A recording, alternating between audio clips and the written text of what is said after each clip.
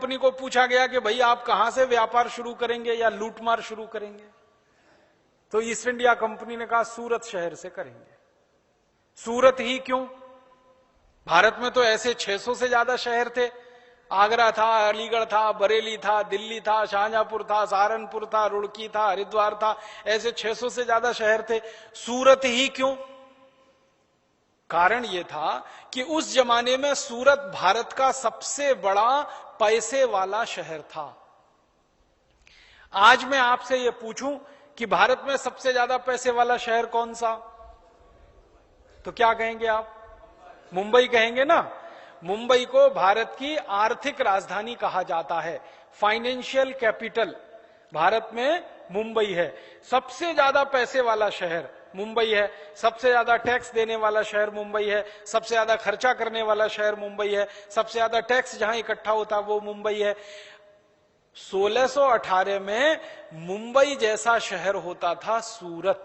सूरत में सबसे ज्यादा पैसा था उस जमाने में, बहुत पैसा था। सूरत में रहने वाले लोगों के पास कितना पैसा था उसके बारे में एक आपको कहानी सुनाता हूं। एक अंग्रेज अधिकारी इस देश में आया, उसका नाम था बर्नियर। वो सूरत में घूमा और 17 साल रहा। तो उसने वर्णन लिखा सूरत के बारे में।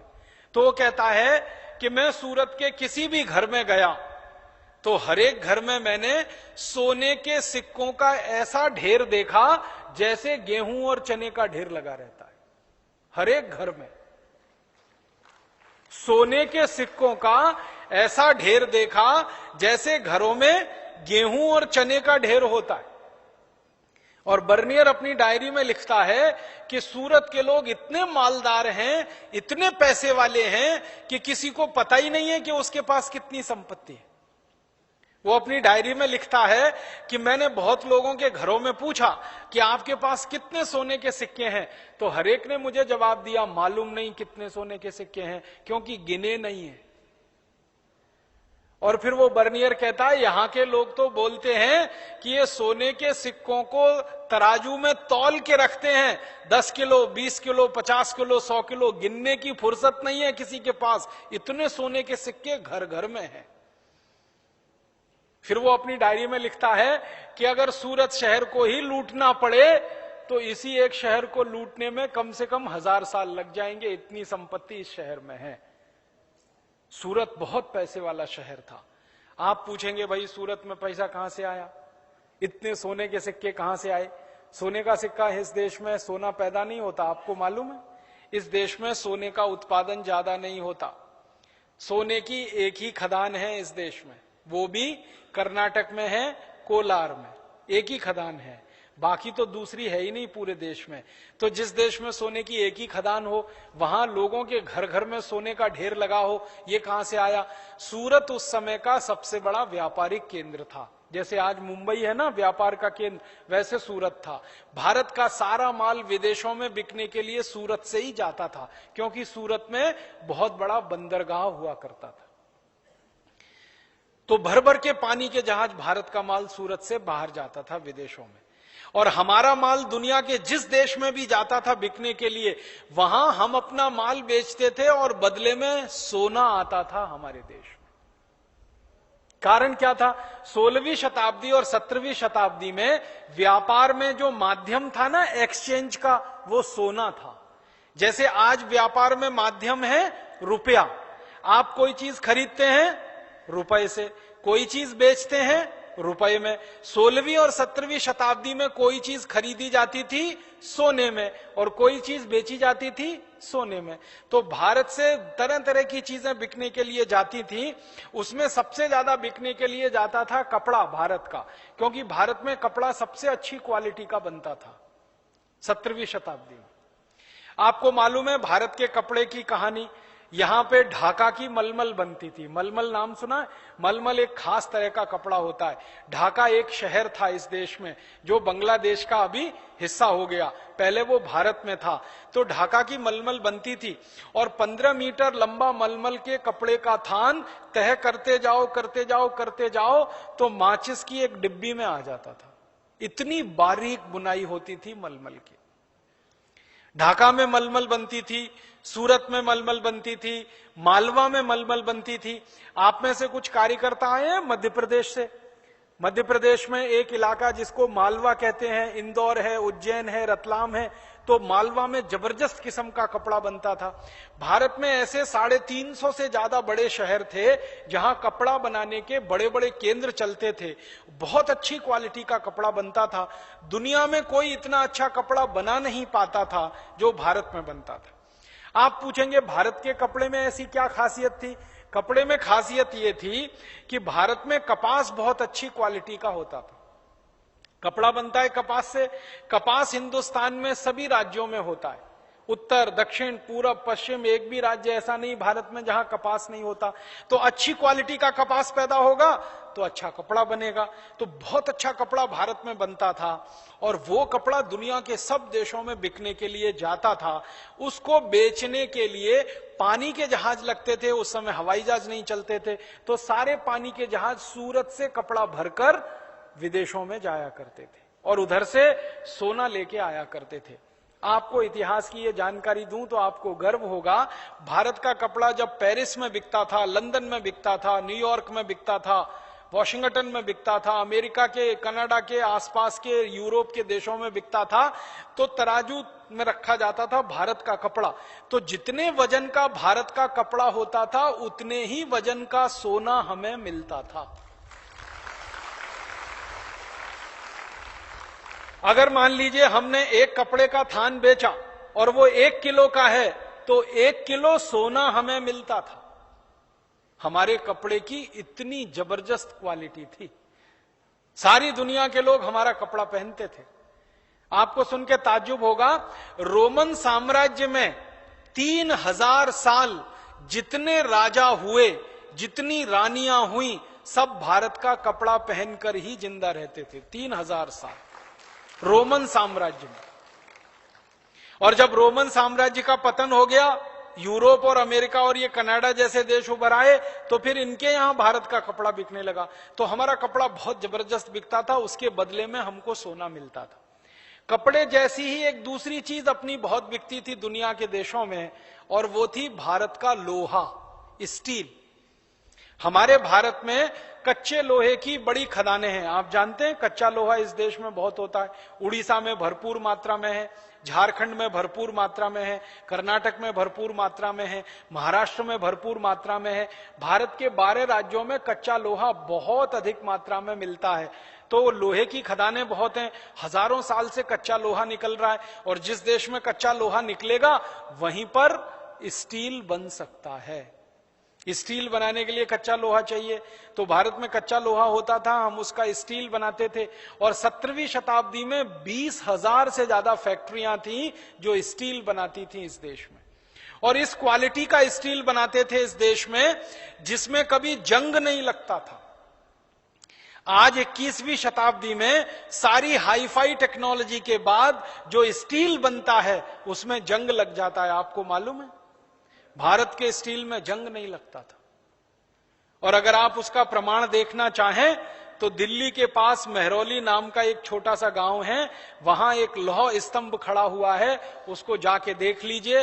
उसमें जंग का एक निशान नहीं है, और सैकड़ों साल से वो पानी में, बारिश में, धूल में, आंधी में, धक्कड़ में खड़ा हुआ है। एक रंच मात्र उस पर कहीं जंग नहीं आया। इस क्वालिटी का स्टील इस देश में 3000 साल से बनता था, और वो स्टील हम दूसरों को बेचते थे। और आपको सुन के हैरानी होगी, स्टील बेचकर भी हम सोना ही कमाते थे। लोहा बेचकर हम सोना कमाते थे। लोहा बेचा और सोना लाया हमने, कपड़ा बेचा और सोना लाया। इसी तरह से भारत की एक चीज बिकने के लिए जाती थी दुनिया के बाजार में, वो थी ईंट। ईंट समझते हैं, घर बनाने वाली। सबसे बेहतरीन क्वालिटी की ईंट भारत में ही बनती है, पतली सी एकदम, जिसकी उम्र 1000 साल तक है। आपने पुराने किले देखे हैं, शिवाजी महाराज के किले महाराष्ट्र में जाके देखिए, राणा प्रताप का किला आप देखिए, राजस्थान में जाके देखिए, चित्तौड़गढ़ में जितने पुराने किले हैं उसमें पतली पतली ईंट लगी हुई है ना, हजारों साल उसकी उम्र होती है।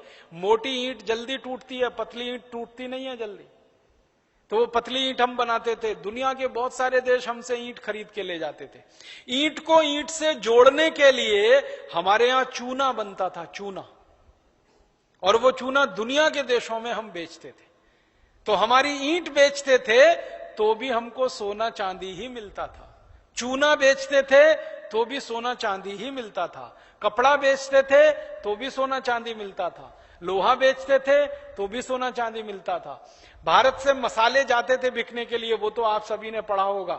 36 तरह के मसाले जाते थे, काली मिर्च जाती थी, अजवाइन बिकने के लिए जाती थी, इलायची बिकती थी, बड़ी इलायची बिकती थी, छोटी इलायची बिकती थी, तेजपात बिकता था। हमारे देश के 36 तरह के मसाले दुनिया भर में बिकते थे, और उसके बदले में भी हमको सोना चांदी हीरे जवाहराती मिलते थे। और 3000 साल भारत ये सारी चीजें दुनिया के देशों को बेचता था, और जिस शहर से ये चीजें बिकने के लिए जाती थी उस शहर का नाम था सूरत। तो सबसे ज्यादा पैसा कहां आता था? सूरत में। इसलिए सूरत के एक एक घर के व्यापारी के पास ढेरों ढेरों, सैकड़ों सैकड़ों कुंटल सोना होता था। ये अंग्रेजों ने दस्तावेजों में लिखा है, जो मैं आपको सुना रहा हूं। तो सूरत इतना पैसे वाला शहर था, इसलिए ईस्ट इंडिया कंपनी ने जहांगीर से कहा कि हमको सूरत में व्यापार करने का लाइसेंस चाहिए। अब आप ध्यान देना, जहां भी मैं बोलूंगा व्यापार, वहां आप सोच लेना लूट मार, क्योंकि उनके लिए ट्रेड का मतलब था लूट मार, हमारे लिए ट्रेड का मतलब था व्यापार। तो उन्होंने लूट मार का लाइसेंस ले लिया। जहांगीर भोला भोला सीधा साधा उसने लाइसेंस दे दिया। सूरत में जाके ईस्ट इंडिया कंपनी ने अपना धंधा शुरू किया। और क्या धंधा शुरू किया? लूट मार करने का। और वो लूट मार कैसे करते थे? जिस व्यापारी के घर में उनको पता चल जाए अच्छा खासा सोना है, बस उसी के घर में धावा बोलना। जैसे डकैती डालते हैं लोग, वैसे ईस्ट इंडिया कंपनी के लोग डकैती डाला करते थे। सैनिकों की फौज खड़ी की, एक एक घर में घुस गए, मारपीट किया, छीन छान के सोना ले आए, और वो सोना फिर यहां से जहाजों पर लाद लाद कर इंग्लैंड भेजा करते थे। ईस्ट इंडिया कंपनी का एक अधिकारी था, उसका नाम था रॉबर्ट क्लाइव।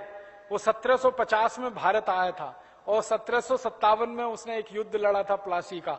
रॉबर्ट क्लाइव ने अपनी जीवनी में लिखा है कि मैंने भारत के कलकत्ता नाम के शहर से जब लूट मार की तो इतना सोना चांदी इकट्ठा हुआ था, उसको लंदन लाने में 900 पानी के जहाज लगे।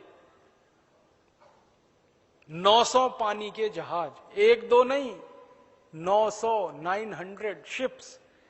और जहाज बोल रहा हूं मैं, नाव नहीं बोल रहा हूं, जहाज। नाव और जहाज में अंतर होता है। एक जहाज उस जमाने में जो होता था उसमें 60 से 70 मीट्रिक टन माल आता था, और 1 मीट्रिक टन में 1000 किलोग्राम होते। तो 900 पानी के जहाज भर के सोना चांदी लूटा था रॉबर्ट क्लाइव ने। तो रॉबर्ट क्लाइव जैसे अंग्रेज अधिकारी जब आते थे तो वो ढूंढते थे कि भारत के किस शहर में ज्यादा सोना है, वहीं पे जाके पोस्टिंग करवाते थे और वहीं से लूटमार का धंधा शुरू करते थे। तो ईस्ट इंडिया कंपनी का सबसे मुख्य काम था लूटमार। घरों में घिसकर लूट लेना, दुकानों में जाकर लूट लेना, किसी के महल में जाकर लूट लेना, छोटे छोटे राजाओं को लूट लेना, ये सब वो किया करते थे। लूट लूट कर यहां से पैसे इकट्ठे किया करते थे। और वो क्या क्या लूटते थे? हमारे देश का जो सोना चांदी था वो तो लूटते ही थे, इसके अलावा कपड़ा बनाने वाले जो कारीगर होते थे ना, उनका कपड़ा लूट लेते थे। और कारीगर उनसे झगड़ा करें तो मारते थे, उनको गोली मारते थे, उनकी गर्दन काटते थे, हाथ काट देते थे, हाथ अंगूठे काट देते थे।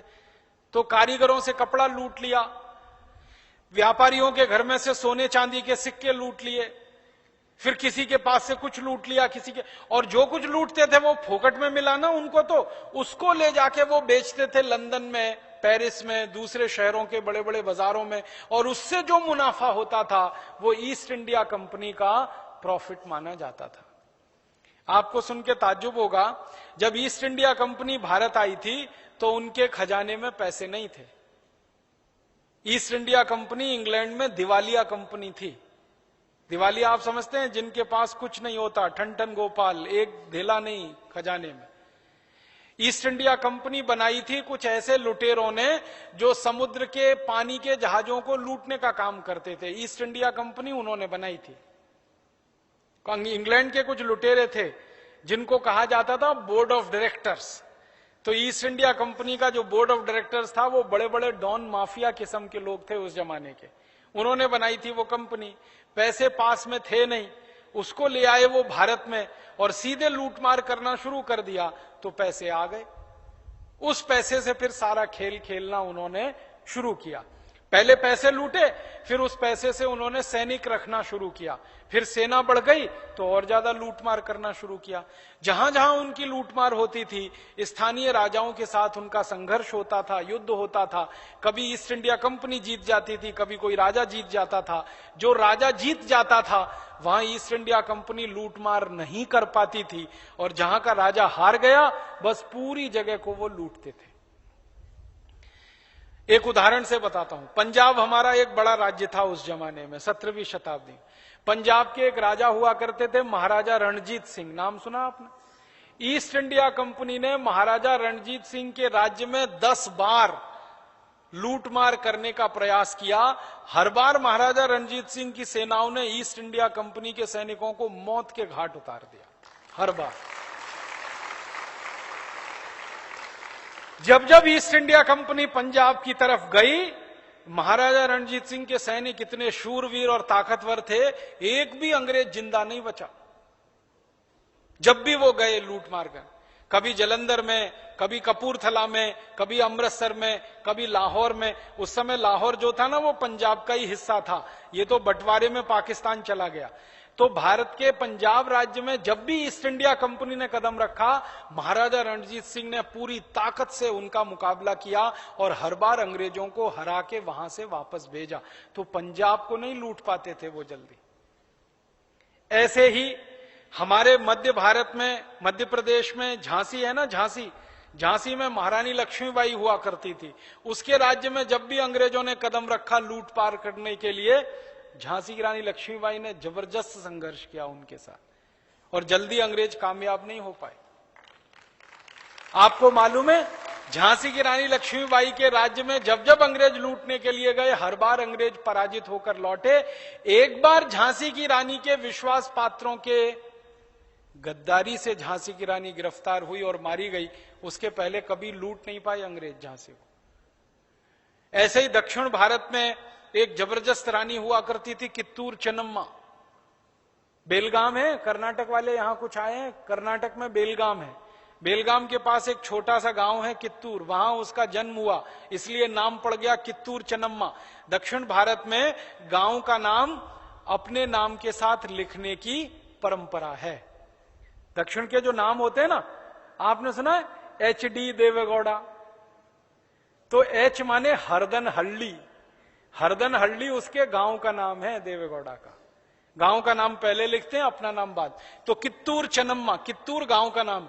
कित्तूर चेन्नम्मा के राज्य में जब जब अंग्रेज गए लूटने के लिए, कभी कामयाब नहीं हो पाए, हर बार अंग्रेजों को हराया उसने। ऐसे ही दक्षिण भारत में एक बड़ा प्रतापी राजा था हैदर अली। हैदर अली के राज्य में जब जब अंग्रेज गए लूटमार करने के लिए, कभी कामयाब नहीं हुए, हर बार हैदर अली ने हरा के भेजा उनको। तो भारत में कई शूरवीर राजा थे जो अंग्रेजों से टक्कर लेते थे, संघर्ष करते थे और उनको हराते थे। लेकिन कुछ कमजोर राजा भी थे जहां अंग्रेज कामयाब हो जाते थे। एक राज्य था हमारे यहां जयपुर, वहां का राजा बहुत ही कमजोर था, बहुत कमजोर था। इतना कमजोर था कि अंग्रेज एक चिट्ठी लिख के भेजें जयपुर के राजा को कि 1 करोड़ स्वर्ण मुद्राएं दे दो, तो वो राजा चुपचाप अंग्रेजों के घर दे के आता था। कभी उसने ये नहीं कहा कि नहीं दूंगा। वो कहता था कि अगर मैं ऐसा बोलूंगा नहीं दूंगा तो अंग्रेज चढ़ाई कर देंगे, मेरा पूरा महल लूट के ले जाएंगे और उसमें तो बहुत चला जाएगा, तो अपने घर से ही ले जाके 1 करोड़ दे के आता था।